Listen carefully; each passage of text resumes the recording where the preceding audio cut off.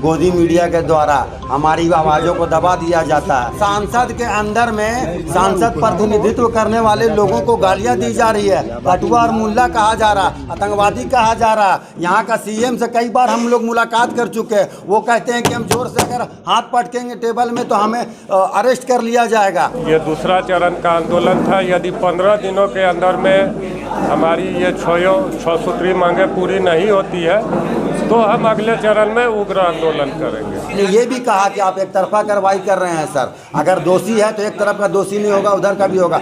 दूसरी बात, सरस्वती पूजा कहाँ मनाया जाता था, क्या आप लोगों को मालूम नहीं है? हमेशा स्कूल और कॉलेज और यूनिवर्सिटी में मनाया जाता था, मगर यहाँ चलन बना दिया गया है भाजपा के द्वारा, RSS और बजरंग दल के द्वारा कि अब लोग जो है इसको भी एक पर्व के त्यौहार के तरफ रोड में और सड़क पर और डीजे लगा करके और अपने नौजवान और बच्चों को जो है नाचने गाने के लिए ये कर रहे हैं। हम कैसे कर रहे हैं? प्रशासन का काम हम कैसे कर? तनख्वाह लेगा प्रशासन, सरकार लेगी जिम्मेदारी, हमारा काम। चूँकि आप देख रहे हैं इस झारखंड में विगत 4 वर्षों से हम पे किस तरह जुल्म, जबर, बर्बरियत और तशद्दुद के बाजार गर्म कर दिए गए हैं। पुलिस कस्टडी में जो मौत हो रही है, जिनको मारा जा रहा है, उसी शहीद होने वाले पे कत्ल का इल्ज़ाम भी लगा दिया जा रहा है। फिर हम अपने सिलसिलेवार तरीके से आंदोलन करेंगे, चरमबंद आंदोलन, फिर उग्र आंदोलन करेंगे। न होगा फिर है न जो संविधान के तहत आगे लड़ाई होगी। एक्चुअली इस बैठक से पहले भी हम लोगों का एक पूर्व निर्धारित कार्यक्रम था कि जितने भी मुस्लिम मंत्री और विधायक हैं जो हमारे वोटों से आते हैं और जिनको देखकर झारखंड का पूरा मुसलमान वोट करता है, उन लोगों ने अपनी ज़बान छीन ली है। वो एक बंधुआ मजदूर और ग़ुलाम बन चुके हैं अपनी पार्टियों के। वो अपनी पार्टी की पॉलिसी से हमारे मसाइल पे एक लफ्ज़ बोलने के लिए तैयार नहीं है। तो उनके नाकारेपन, निकम्मेपन और नाअहलियत को देखते हुए, चूँकि आप देख रहे हैं इस झारखंड में विगत 4 वर्षों से हम पे किस तरह जुल्म, जबर, बर्बरियत और तशद्दुद के बाजार गर्म कर दिए गए हैं, किस तरह नफरतें। आज पुलिस कस्टडी में जो पुलिस हमारी रक्षक है वो भक्षक बन चुकी है, जो हमारी मुहाफिज है वो कातिल बन चुकी है, जो हमारे प्रोटेक्टर है वो किलर बन गए, एट्रोसिटर बन गए, और उन पर कोई कार्रवाई नहीं।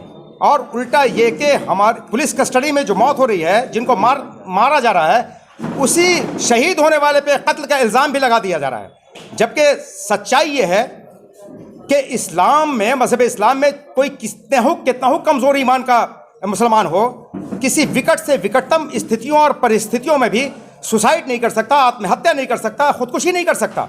लेकिन ये लोग खुदकुशी का इल्ज़ाम खुद को जस्टिफाई करने के लिए हम पे ही हमारे कत्ल का इल्ज़ाम आयद करते रहे हैं। विगत 10 जून 2022 को आपने देखा किस तरह से पुलिस प्रशासन ने नंगा नाच, और इस सरकार में विडंबना और दुर्भाग्य ये है, हमारी बदकिस्मती और बदनसीबी ये है कि इस UPA की सरकार में हम पे किस तरह से नुपुर शर्मा, जो मलूना, जिसने पैगंबर इस्लाम सल्लल्लाहु अलैहि वसल्लम की शान में गुस्ताखी की थी, सैकड़ों की तादाद में मस्जिद से नमाज पढ़ के गए थे, पुरअमन तरीके से, लोकतांत्रिक तरीके से, डेमोक्रेटिक वे में, जमहूरी तरीके से, बिल्कुल शांतिपूर्ण तरीके से, और किस तरह से पुलिस ने उनके सरों, सीनों और गर्दनों पर गोलियां मारी। 2 बच्चे साहिल और मुदस्सिर को शहीद कर दिया, 14 बच्चों को अपाहिज कर दिया। और विडंबना देखिए, इससे बड़ी विडंबना क्या हो सकती है कि 10,000 से ज़्यादा लोगों पे 124A जो सेडिशन का ये है, IPC में सेडिशन का कानून है, देशद्रोह का, राष्ट्र से गद्दारी का, मुल्क से गद्दारी का, वो केस दर्ज कर दिया गया। और आज तक आप देख रहे हैं कि टाइम टू टाइम लोगों पे कॉग्निजेंस लिया जा रहा है कोर्ट के जरिए। जबकि यही झारखंड है कि पथलगड़ी के कांड में 10,000 से ज़्यादा आदिवासी भाई जो अपने हुकूक की लड़ाई लड़ रहे थे, उन पे भी वही 124A का केस लादा गया था, जो गलत था, बिल्कुल अन्यायपूर्ण था। अपने मैनिफेस्टो में इन्होंने वादा किया और सरकार गठन के दूसरे दिन सारे केसेस वापस ले लिए गए। ये भी केस उसी तरह से निराधार है, बेसलेस है, इलॉजिकल है, बिल्कुल बेबुनियाद है। सारे के सारे निर्दोष लोग हैं हमारे बच्चे। उसके बावजूद आज तक सरकार पे कई डेलीगेशन किया, हम लोग भी गए, रिपीटेडली इस गवर्नमेंट से डिमांड किया कि आपका वजूद, हम लोगों से आपका अस्तित्व बाकी है, आपकी सत्ता का, लेकिन उनके कान पे जूं तक नहीं रहेंगी। मैं कहता हूं कि आज मॉब लिंचिंग में NDA की सरकार में 13 लिंचिंग हुई थी, इस सरकार में 64 लिंचिंग, जिसमें मैक्सिमम मुसलमान हैं। रुपेश पांडे की लिंचिंग हुई, 5,000 मुआवजा, जबकि वहाँ के सिविल और पुलिस एडमिनिस्ट्रेशन ने एक्सेप्ट किया कि लिंचिंग का मामला नहीं है, आपसी रंजिश में यह हत्या हुई है। उसके बावजूद आपने देखा पूरे देश को कैसा सर पे उठा लिया गया और मुसलमानों को किस तरह बदनाम किया गया। उसको 5 लाख का मुआवजा दिया गया, अपना खुसूसी मेहमान बना के तत्कालीन मुख्यमंत्री जनाब हेमंत सोरेन साहब ने सरकारी नौकरी दी और करोड़ों रुपए उसको वो किए गए। मैं कहता हूं कि रुपेश पांडे, मैं इसका विरोध नहीं कर रहा, मैं कहता हूं कि 5 लाख नहीं 50 लाख आप दे देते, घर भर को नौकरी दे देते, लेकिन हमारे साथ मुसलमानों के साथ, दलितों के साथ और आदिवासियों के साथ डिफ्रेंसिएशन क्यों, डिस्क्रिमिनेशन क्यों, ये पृथकता क्यों, ये दोहरा रवैया, डबल स्टैंडर्ड पॉलिसी क्यों? आज हम देख रहे हैं कि इस प्रदेश में लॉ एंड ऑर्डर की पोजीशन बिल्कुल क्रैप्स कर चुकी है।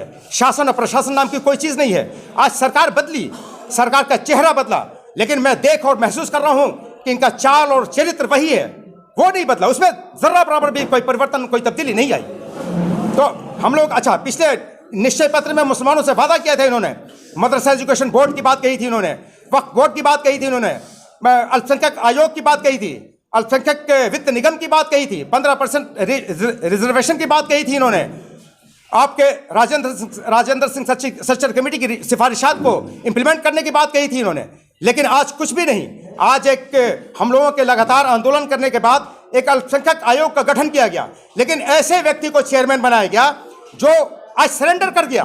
एक वाजिद वसीम सज्जाद, गढ़वा जिला के धुर्की ब्लॉक में, जिसको पुलिस ने रमजान शरीफ के महीने में, वो खूबसूरत 21 साल का नौजवान पुलिस कस्टडी में मार डाला गया, केस दर्ज किया गया, पूरा शासन मिल गया। यहाँ के जो विधानसभा अध्यक्ष जो महतो साहब थे, चूंकि एएसआई उसी समाज के स्वजातीय थे, पूरा केस को खाने के लिए जो लड़के के वालिद थे, उस पर आज तक वो वहाँ का मंत्री जो गढ़वा से विधायक है, वो लगातार प्रेशर कर रहा है कि आप 50 लाख 1 करोड़ जितना भी आपको मुआवजा लेना है मुआवजा ले लें, लेकिन इस केस से आप अपने को बैक कर लें। अभी हमारे अल्पसंख्यक आयोग के चेयरमैन जनाब हिदायतुल्लाह खान साहब सरेंडर कर गया और वो कहने लगे उस लड़के के पिता से कि हमारे बस का नहीं है, अब आप किसी विधायक का दामन पकड़ें, वो विधानसभा में इसकी आवाज़ उठाएगा, तब लगता है कि कोई कार्रवाई होगी। चूंकि चारों शासन और प्रशासन का, पूरे मंत्रियों का, विधायकों का प्रेशर हम पे काफ़ी है, पुलिस का प्रेशर काफ़ी है। तो आप देखिए कि क्या मतलब है, ये आई वॉश है। क्या मतलब इस अल्पसंख्यक आयोग के गठन का, जब हमको न्याय नहीं मिले। आज 64 लिंचिंग हुई, जिसकी भी हुई, आपको उन तमाम 64 जो केसेस हैं उसके रिकॉर्ड को लेके आप सिर्फ एक वसीम सज्जाद के केस की बात क्यों कर रहे हैं, और वो भी एक हल नहीं कर सके। तो ये सिर्फ आई वॉश है। मैं मुसलमानों से, अपने दलित भाइयों से, आदिवासी भाइयों से मैं यही आह्वान करूंगा कि आने वाले लोकसभा में आप मत देखें, आप किसी को हराने की बात नहीं करें। मैं कहता हूं कि अपने विशेष रूप से अपने मुसलमान भाइयों से कि आप जो भाजपा को हराने के लिए और इस्लाम को बचाने के लिए जो आप कह रहे हैं, ये हक, ये अधिकार नहीं दिया है ऊपर वाले ने। ये अल्लाह ने ना जिताने का अधिकार दिया, ना हम मुसलमानों को हराने का अधिकार दिया। हमको अधिकार सिर्फ दिया है कि अपनी खुद मुख्तार क़यादत को तस्लीम करें, सेल्फ इंडिपेंडेंट लीडरशिप को पैदा करें, एक्सेप्ट करें, अपने आत्मनिर्भर नेतृत्व को। जब तक सरकार में, सत्ता में आपकी भागीदारी, हिस्सेदारी, साझेदारी और पार्टिसिपेंट्स नहीं बनेंगे, तब तक आपके मसाइल का हल आने वाले दौरे खिलाफत तक नहीं होगा और नहीं होगा। इसलिए आप, अगर हम अभी कुछ दिनों पहले नगरी में घटना हुई, आप बेहतर जान रहे हैं, उस बारे में क्या राय रखते हैं आप? मैं सीमांचल किशनगंज की सरजमीन पे था। मुझे 13 तारीख की वो घटना है, ईशा की नमाज हो रही थी। उस पर नगरी, आप जानते हैं, तमाम झारखंड के लोग जानते हैं कि काफ़ी सेंसिटिव एरिया है। वहाँ पे विगत में भी, माजी में भी, अतीत में भी इस तरह की घटनाएं, सांप्रदायिक घटनाएं हुई हैं। इसमें सबसे बड़ा अगर कोई दोषी है तो यहाँ का पुलिस प्रशासन है, पुलिस एडमिनिस्ट्रेशन है।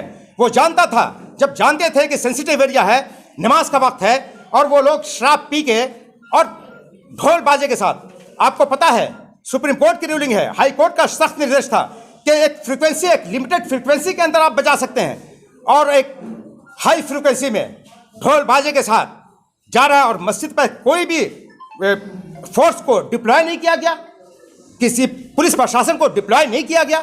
क्यों नहीं आपने तैनात किया, जब आप जानते थे कि सेंसिटिव एरिया है, संवेदनशील है, अति संवेदनशील है। तो ये, अच्छा, आप ले आए 90% मुसलमानों को अरेस्ट करके, उल्टा जुल्म हम पे, पथराव हम पे, मस्जिद में तोड़फोड़ किया गया, बेहुरमती की गई, गालियां दी गई और किसी एक लगे पत्थर चलाए, जाहिर सी बात है। सेल्फ डिफेंस का राइट आपको है, ये बाबा साहब डॉक्टर भीमराव अंबेडकर ने दिया है। आर्टिकल 96 to 106 में सेल्फ डिफेंस का राइट है। एक पत्थर, ठीक है, जिसने पत्थर चलाया जो दोषी है, मैं ये नहीं कह रहा कि 90% हमारे लोग और 10% वो लोग, क्यों नहीं, मैं परसेंटेज पे नहीं जा रहा। मेरा कहना है कि जो दोषी है उस पर कार्रवाई करें। आप कह रहे हैं कि वो लोग शराब पिए हुए थे, आप ये डिसाइड कर लिए कि वही लोग पत्थर चलाए थे। आप कह रहे हैं कि आर्टिकल आप बता रहे हैं कि सेल्फ डिफेंस में, ये आपने जांच करवा लिया है कि वही लोग पत्थर चलाए थे शुरू में? मैं नहीं कह रहा ये, मैंने तो ये कहा कि अगर कोई एक लड़का पत्थर चलाए, इधर से भी मुस्लिम पक्ष से भी ना, रीडर पत्थर क्यों चलाया? नमाज हो रही थी, मस्जिद के पास जाके आपने हुड़दंगबाजी क्यों की? ये तो वीडियो है, आप लोग गवाह हैं, हम नहीं गवाह हैं, सीसीटीवी फुटेज है। मैं इल्जाम नहीं किसी पे लगा रहा है, मैं तो कह रहा है कि आप जांच करें। आप रूल है, ऐसा रूल है, अदल और इंसाफ का तकाजा ये है कि हजारों निर्दोष छूट जाए, हजारों दोषी छूट जाए, लेकिन एक निर्दोष को सजा ना मिले। आपने देखा कि जो टीनेजर थे, एग्जाम देने वाले बच्चे थे, उनको उठा के ले गए। जो प्लम्बर का, इलेक्ट्रीशियन का, जो दूसरे जगहों से काम करने के लिए गए थे वहां पे, मजदूर तबका, वो घरों में दुबक गए, छिप गए बेचारे अपनी हिफाजत के लिए, उनको बाहरी कह के उन पे केसेस दर्ज कर दिए गए। मैं कहता हूं इस प्रशासन से, मैं अपील करता हूं कि आप इंक्वायरी करें, जो भी हो, हिंदू पक्ष, मुस्लिम पक्ष, मैं या हिंदू पक्ष, हमारी पार्टी है वो कोई हिंदू, मुसलमान, सिख, ईसाई हमारे प्लेटफॉर्म पर नहीं है। ना कोई गोरा है, ना कोई काला है, ना कोई अमीर है, ना कोई गरीब है, ना कोई धनवान है, ना कोई धनहीन है। नहीं, हमारे प्लेटफॉर्म पे कोई डिस्क्रिमिनेशन, डिफ्रेंसिएशन की बात नहीं है, कोई वर्ग भेद, मतभेद किसी की बात नहीं है। मैं कहता हूँ जो दोषी अल्पसंख्यक मुस्लिम की हिमायती बनती है। आप एक बार भी नगरी गए, किसी से बात हुआ, कहाँ हुआ, और आप इतना कुछ जो कह रहे हैं, किस बिना पे इतना आप बोल रहे हैं? यहाँ पे बैठ के काम होता है या जाके जमीनी स्तर पे क्यों नहीं आप काम कर? हमारी पूरी टीम, ऑल इंडिया मजलिस इत्तेहादुल मुस्लिमीन की पूरी टीम, नगर महाध्यक्ष हमारे शाहिद अय्यूबी साहब है, घटना के फौरन बाद हमारी पूरी टीम गई है। और 4 बच्चों को ये भी बता दूं कि 4 बच्चे जो एग्जाम देना था जिनको, वो अगर छूटी है तो ऑल इंडिया मजलिस इत्तेहादुल मुस्लिमीन सिर्फ और सिर्फ हमारे प्रेशर के बुनियाद पे वो बच्चे छूटे हैं, हमारे प्रेशर पे छूटे हैं।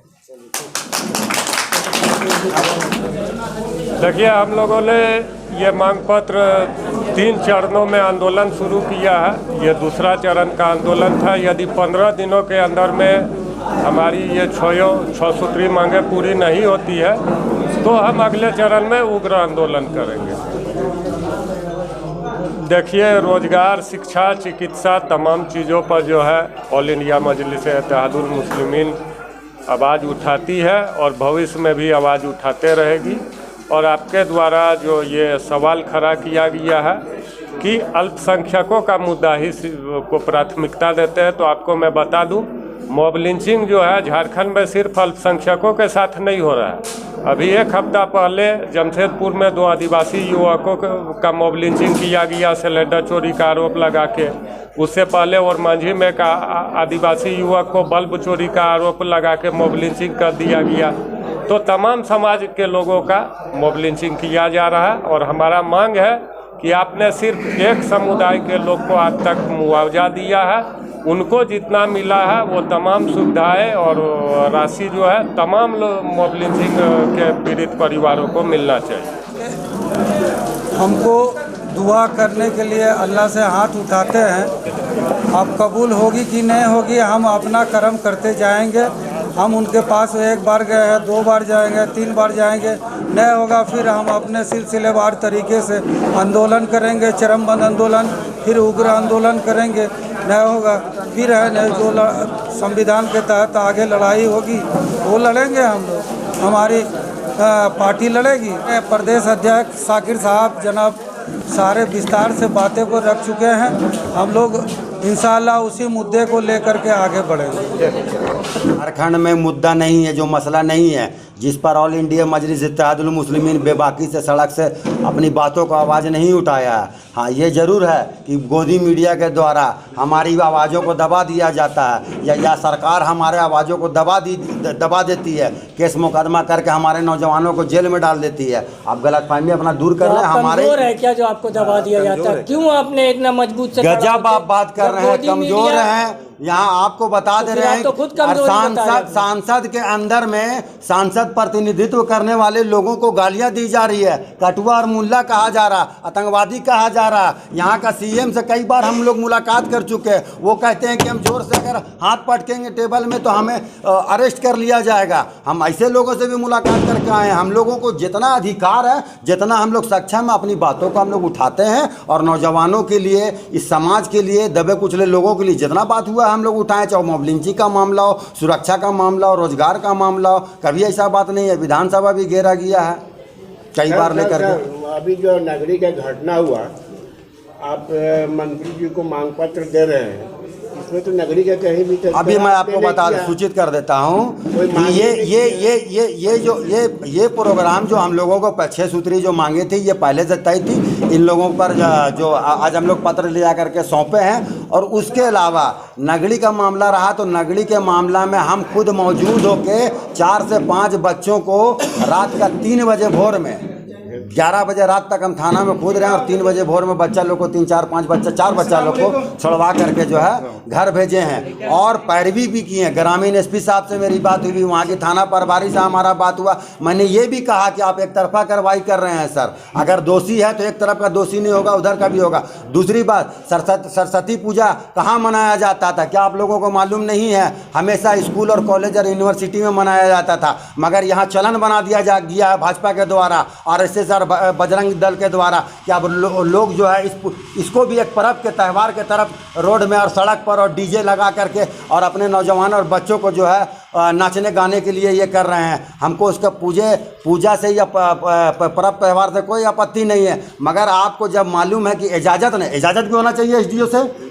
जब हमारे प्रोग्राम, हम कोई प्रोग्राम करते तो एसडीओ से इजाज़त मिलता है, प्रोग्राम का थाना सूचित किया जाता है। पर आप क्यों, आपको नहीं मालूम है इसका? कोई ही नहीं किया गया है। आप सुरक्षा बल नहीं दिया। पूरी जिम्मेदारी ये जो घटना हुई है वहाँ पर प्रशासन विफल है। प्रशासन के वजह से इस तरह घटना हुआ। एक तो आप सुरक्षा कर्मी वहाँ नहीं था, बाद में पहुँचा है वहाँ पर ही। प्लस आप अनुमति कैसे दिए हैं? जब इस त्यौहार कभी स्कूल कॉलेज और के अलावा कहीं मनाया नहीं जाता था, आप रोड में मना रहे हैं, सड़क में मना रहे हैं, आधा रात में डीजे बाजा गाना के साथ लेके जा रहे हैं। जाइए, मगर सुरक्षा दीजिए, प्रदान करिए। प्रशासन फेल है आप कह रहे हैं, तो इसके लिए आप क्या कर रहे हैं? इसके लिए ऐसा है कि इसके लिए आप तो सरकार का काम हम कैसे करें, प्रशासन का काम हम कैसे करें? तनख्वाह लेगा प्रशासन, सरकार लेगी जिम्मेदारी।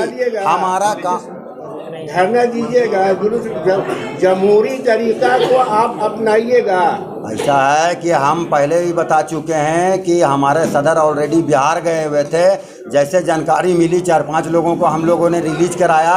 ग्रामीण एसपी साहब से थाना प्रभारी से बात किया है। अब हमारी एक टीम जा करके बढ़िया से वहाँ फाइट फाइंडिंग करेगी और जो सच्चाई होगी उसको रूबरू कराएंगे और जो दोषी होगा उन लोगों को सजा करवाएंगे। 21 मुस्लिम बच्चे अरेस्ट हो गए। 21 बच्चा खाली मुस्लिम बच्चा अरेस्ट हुआ, ये हम भी मान रहे हैं। ये बात मैंने थाना प्रभारी से खुद भी रखा कि एक तरफा कार्रवाई हो रहा। मैंने 4-5 बच्चा को छुड़वाया और 2-4-5 लोग उधर से भी गिरफ्तार हुए हैं। प्रशासन ने मुझे आश्वस्त किया है, मैं बता देता हूं आपके माध्यम से। उन्होंने कहा कि एक तरफा कार्रवाई नहीं होगा, अभी भी जांच जारी है और जो लोग इसमें हैं दोषी, अदर पक्ष के हिंदू समाज के लोग या जो भी लोग हैं उन पर कार्रवाई होगी। अन्यथा अगर कार्रवाई नहीं होती तो फिर हम लोग आगे जाएंगे। न्यायालय खुला है, सरकार है, कहीं भी जाएंगे।